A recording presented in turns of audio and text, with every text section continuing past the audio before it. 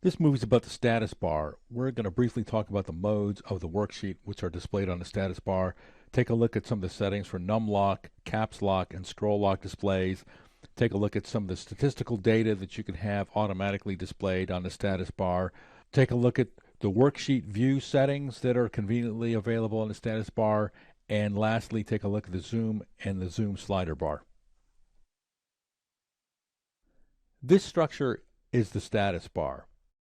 It's controlled by a menu that you can call up by right-clicking right on the status bar. There's a lot of options on here that we're going to cover in another movie. The ones we are going to cover are selected. They're turned on. The caps lock, the num lock, the scroll lock.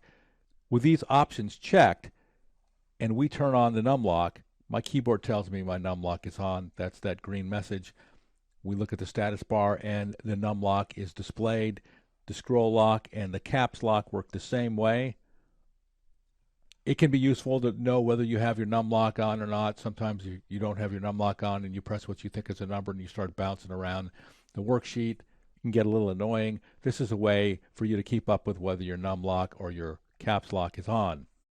Some of the other options that are turned on, and I leave these on, are average count, the numerical count, minimum, maximum, and sum.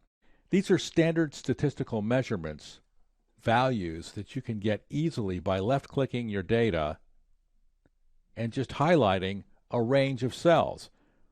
The average is 23, the count is 4. The numerical count is 3 because one of the cells has a text value in it, the other 3 have numbers. We have the minimum, maximum, and we have the sum.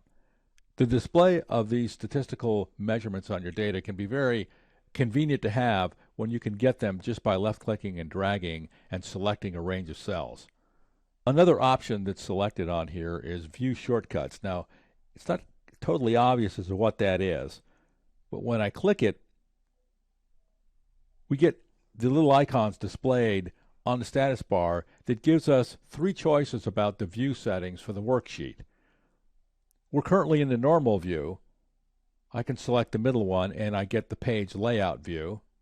I can select this one on the right and get the page break view. Now we'll go over those views in some other movies and we'll go back to the normal view. Those icons can be useful to jump quickly to different views of the workbook if, for instance, you're setting up printing options. The last 2 options are the zoom and the zoom slider. The zoom slider is this structure right over here. I can left click it and drag it and zoom in or out of my workbook. And I get a display percentage, currently 53%, of the 100% view of the workbook. I'll slide back the other way and zoom in. Incidentally, you can also zoom in and out by pressing and holding the control key down and roll the scroll button on the mouse. I do that a lot. It's convenient just to zoom in and zoom out. The other way to zoom in and zoom out is to left click the plus button and the minus button. And you increase and decrease the zoom percentage by 10% each time you do that. So that's an introduction to the status bar. It's helpful to know when your num lock, caps lock, scroll lock is on.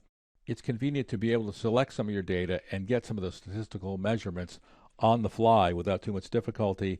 And zooming in and zooming out of your workbook is something that it's convenient to be able to do as well. But the control scroll button on the mouse is probably the easier way to do it rather than using the zoom slider bar down on the status bar.